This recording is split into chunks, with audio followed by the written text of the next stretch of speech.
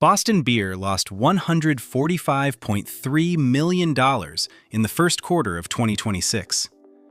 A year earlier, the same quarter earned $24.4 million. That looks like a business coming apart. It is not.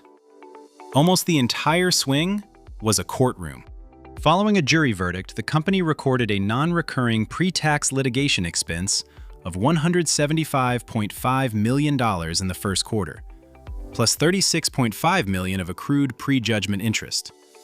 Call it $212 million charged against the company, whose entire market value is around $1.9 billion. Then the second quarter arrived, and the beer business did what it has been doing all along.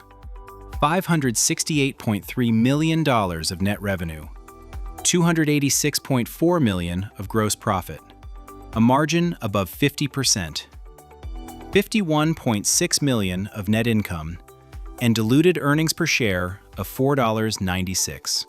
And the estimate is already moving. In the second quarter, the company recorded a partial reversal, describing a net pre-tax benefit of $18 million from these same items. On the income statement, it appears as a $19.4 million reduction in litigation settlement expense. There is also a caveat on the first quarter that most coverage skipped. Management attributes the difficult comparison partly to distributors having built inventories in the first quarter of 2025 to support the Sun Cruiser and Truly Unruly launches. That is shipment timing, not a demand collapse. The balance sheet is why this is survivable. Cash is $265.5 million. Total assets of $1.26 billion against total liabilities of $540.5 million leaves $714.6 million of shareholders' equity and no meaningful debt.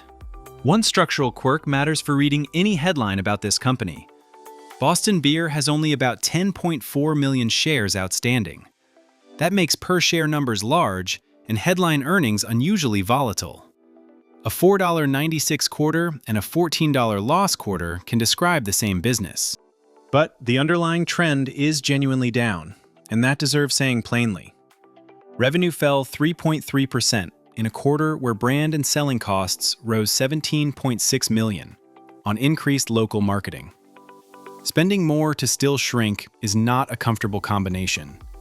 And the hard seltzer category that carried this company through the last cycle is no longer a growth engine. So what is it worth? At roughly $180 a share, market value is near $1.9 billion on about 10.4 million shares. Net of $265 million of cash and with no meaningful debt, the enterprise is around $1.6 billion. 4 quarters at the second quarter's earnings would be roughly $200 million, which puts the enterprise near 8 times normalized earnings. That is not a growth multiple. It is the multiple for a business the market expects to keep shrinking slowly. The single largest uncertainty is the one assumption doing the most work.